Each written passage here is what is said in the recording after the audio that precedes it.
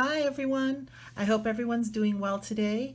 If you're new here, thanks for stopping by. My name is Lita, and in my channel, I like to talk about all things related to journaling, sketchbooks, and stationery. So if you like that, then you're in the right place. Stick around. Today, what I'm going to talk to you about specifically is mood trackers and your journaling practice, how it fits into that, how you can make your mood tracker work for you, or at least how it's worked for me efficiently inside of my journal. Now, ironically, is actually right now I'm not using a mood tracker in my journal. I brought a few of them out. These are some old ones. This one is my current journal, but what happened is, let's get right into it. What happened is I saw a video by someone named MochiBujo. So what we're going to do is I'm going to start in my two older ones while I talk. So what happened is I saw this video, and it was really good about different types of journals to make. Journals, different type of mood trackers that you can make, but the person didn't really seem to be the biggest fan of them, but she did do a pretty good review of helping you lay out different styles and kind of giving you the pros and cons. So I will link that down below, and also I will link down Erin Floto below, because I think she does a really good job of showing you lots of different types of mood trackers that you can do as well. But today I want to talk more about what my point of view is, that I do feel kind of passionate about mood trackers, and I do think that there's a good purpose and place for them in your journals. And I'm going to talk to you about why I think my mood trackers were so effective for me in increasing my general wellness and well-being. So I'm going to start out with this one, and I think one of the big complaints that MochiBujo had about mood trackers was that people create, like I did here, you have a mood and you assign it a color, and then you put a color for that day, and maybe you're going with the theme of that was the overarching emotion for that day or mood for that day. And the fact is that that's not the way life works. The day is mixed with different emotions. And from the very beginning, when I started journaling, I kind of really knew that one color in a day didn't work for me, and my mind common sense was like, you got to put multiple colors in the day. So although I assigned a color to an emotion, this blue, yellow, and purple is one slice of my umbrella, one little pie of it. The next day was complete joy. It was like this day was all yellow, which is joy. This day has three colors in it. It was a combination. The yellow is a sliver, because obviously that was just a sliver of that emotion. So what I feel that made mood trackers effective for me is not using them as standalone, but using them in my journal practice with other tools that definitely I did look at other people's videos, and I got inspiration from other places or from Pinterest. But I was, at this time, when I was using this journal, for sure, I was in a pretty bad place in my life. My emotional well-being was not good. So I started using affirmations, and I don't think it's a coincidence that my mood tracker is next to my affirmations. So here I'm telling myself things that are positive, because believe me, your body hears everything your mind says. So tell yourself positive things. My mind, body, and soul are beautiful. Vulnerability is beautiful and powerful. My mind, body, and soul are healing. It's okay to rest when I'm tired. Never let anyone dull your sparkle. So, one of the things I've always said on and on whenever you hear me talk about bullet journaling is that what I love is that you are constantly being able to evaluate what works and doesn't work for you and change that as you go along. So here is one of the first type of trackers that I did. This did not work for me. This actually was recommended. It was I was inspired by Amanda Rach Lee. It was lavenders, and the taller the lavender leaf is, then that's theoretically the better that what your feelings or your day was. That's better that your day was. But I felt like I was faking it. Like I felt Nobody was forcing me to do that, but somehow I was like not being authentic. I wasn't being real. I was maybe feeling like I needed to draw it longer, and so I stopped doing it because it wasn't working for me. So I did not do this type, and I don't blame Amanda Rach Lee for that. I liked the idea of it, but it just, I wasn't in a place where I could do this type of tracker. That wasn't working for me. So I did not do this type of tracker again until almost another full year. I used it again in the beginning of the year in this book, and then it worked for me effectively. So this was January, was the 12 new chapters, 365 new chances. Things were obviously had turned around. I was feeling much better. My mental health, emotional well-being was better. And actually my physical well-being increased and got better along with that. But here, what I did is, these are firecrackers, because that's, you know, firecrackers happen a lot in January around New Year's.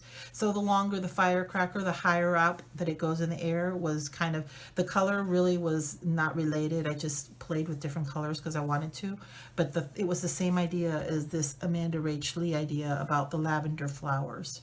So something you'll see, and you'll notice that when I talk about tools that helped me to have a successful mood tracker, the mood tracker was like key. Every month I always had a mood tracker.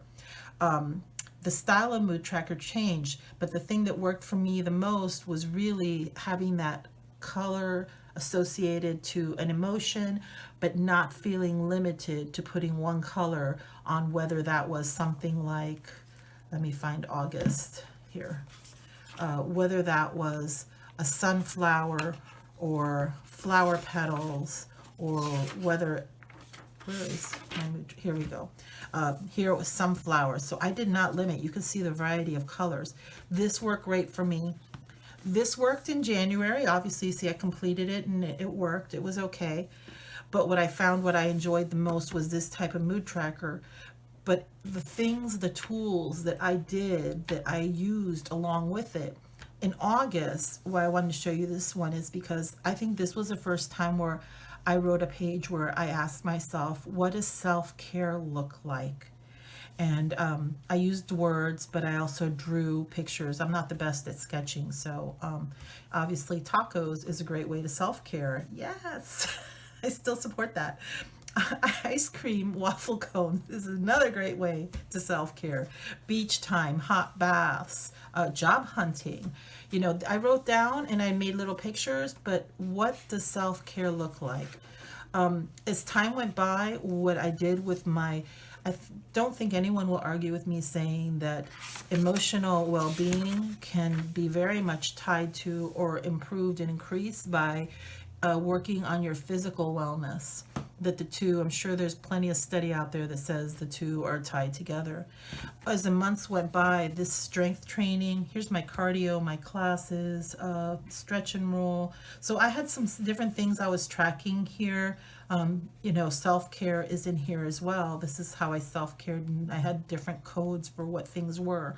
But this evolved each month. The joy of the bullet journals, that I could say what was working, what do I want to add. I'm like, I'm doing really great at strength training. Instead of, so here I have something where it shows my body measurements. At one time, what I did is, instead of having this body measurements, and I'm sorry about all this ink on my hand. Well, I'm not sorry. I'm just, this is actually ink that I was playing with stuff yesterday. Instead of having body measurements, I was tracking my weight. And I stopped tracking my weight, and I realized what would be more effective is if I knew my body measurements, that I needed to stop focusing on what the number was. And I was doing good. I had been losing weight and I was getting better. Physically, I was improving, getting stronger. My body was getting stronger. But instead of focusing on the number, I decided I wanted to focus on measurements instead. That's what I felt was right for me at that time. Okay, so now I'm going to go back again. I think I'm going to flip over to this book. And let's see what little tabs I have here. Yeah, so some other tools is like with my mood tracker that I would use gratitude journal, for example. Or let's see, what's this one? Oh, I want to find it.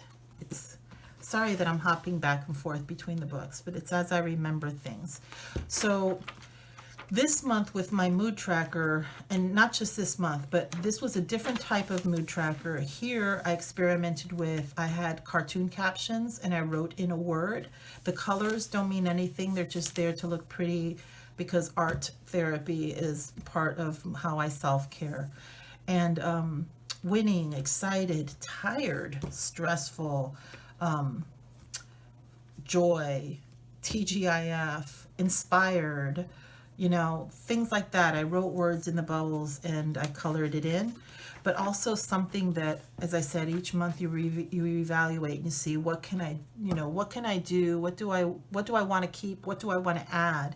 And at some point I had started adding these three goal sections. That one was my personal goals, one was my work goals, and one was, I called it create, but that meant it was my kind of like art, my art stuff that I wanted to have little goals for art things. So doing stuff like having a calendar is a different tool. That where I did is I said today is going to be a great day, and then each day I would write something in. Today is going to be a great day to tell my mom I love her. Today is going to be a great day to wake up early. Today is going to be a great day to wrap gifts, to be with friends, etc. So these are like different tools that I think that when I use them with my mood tracker was a consistent thing in every single one of these months. Every month had a mood tracker, but there were all these other tools that went along with it. So down below in the description box that I'm going to link an article to self.com, and it tells you some about 4 or 5 different tips about how to have I hesitate to use the word successful, but I'm just going to, for lack of other words, how to have a successful journal practice. So how to, you know, something I do hear people often ask is, how do you manage to be able to, that you journal every day for years on end? And in there are some tips, which, let's see, I think I have some notes about it here. Okay, so these are things that, so that's why I'm recommending this article, is because these are things that what I do is that I journal regularly, meaning that I often journal a little bit in the morning, a little bit at night. I carry my journal with me everywhere. This book went with me everywhere. I had it every day, everywhere I went. It was my everyday carry, as was this one. I use it for cathartic writing. I do a lot of writing in my journals. I write a lot. I write a lot in my journals. I do a lot of writing in it. I think cathartic writing, I think writing is definitely a way to keep yourself involved in your journal. And also that you to remember that it is your journal and to try not to censor yourself. My journal may look really ugly and crazy and wonky to you, but the thing is, it's my journal. This is how I'm going to use it. It's for me. So I need to use it in the way that it's going to serve me best. So, you know, don't judge yourself. Don't let it become a judgment zone. Let yourself enjoy it and do what works best for you. So one last thing, my last bonus thing, which is not specifically created for like a mood tracker, but is it here? I think it's here. No, it's not this one. I have to find it. This is like a little bonus that I want to show. It should be, oh, I'm disappointed if I can't find it. I have to, maybe it's in the other one. It's when the Lunar New Year was that I wanted to share with you. Let me see. Oh, no, definitely not here. Okay, here it is. So this is a little bonus tip. One of the last pieces of things that I'll share with you. So something that you can do that it's not a mood tracker, but to help increase maybe the effectiveness of your well-being, or like I said, just a little trick. So I worked at a school. We were celebrating Lunar New Year, and I got this envelope from a teacher there. And what I did is I used the envelope, I put it down in here, and inside I tucked in a little note to myself. And what I did was I wrote above here, when you need a pep talk, read this. And I'm not going to read both sides. I'll read one side real quick. Who you are is amazing. You are worthy. Believe in yourself. You can do it. Acknowledge your achievements. You created your successes. You didn't give up. Remember those who believed in you too. Remember those who believed in you too. Be kind, be caring, stay as you are. So then there's a little bit more in here, basically telling me to do for myself what I do for others. This kind of goes back to how I said that sometimes we're our own harshest critics and we feed ourselves some negative information. So this note I tucked in there so to read to myself when I was having a bad day and when I needed a pep talk. And you could put little envelopes like that randomly in your journals to go and peek at for maybe, when somebody's been deceitful to you, and when you feel betrayed, or when you're feeling angry, when you're feeling lonely. There's all different reasons why you could, give yourself different pep talks, and you could just write in there, read this when you're feeling sad or lonely. There is one other one that it's similar. Let's see if I can find it real quick to that. Oh, I might not be able to find it. I didn't. Oh, there it is. So I created this at my sister-in-law's house. It's a strip of paper that I just cut it and folded it up, 1, 2, 3. And then I took the last part and put in both sides to create almost like a little mini envelope. If you wanted to, you could always grab either some wax and seal it, or a sticker and seal it, and do the same type of thing and write, read this when you are feeling sad or lonely, for example. Or, hey, read this when you need to be reminded how really awesome you are, whatever you want to. Or sometimes, like you could just write in here, it's a private note to yourself. Maybe you're feeling upset or angry about something, but you just want to get it out on paper, but you don't want to keep going back and reading it over and over again necessarily, or you want to keep it more private in case someone looks in your book. You can seal it like that. Okay, so that's my last little tip for journaling and sharing with you some of my mood trackers and what other tools I used along with them that I feel helped make them very successful in my journaling practice. I hope you found that interesting, informational, and enjoyable. If you did, please give it a thumbs up. And hey, if you'd like to see more content like that, feel free to hit that subscribe button and the notification bell, and you will get videos every time I put something up. Other than that, just want to wish you well wherever this meets you at, morning, afternoon, or night. Goodbye, everyone.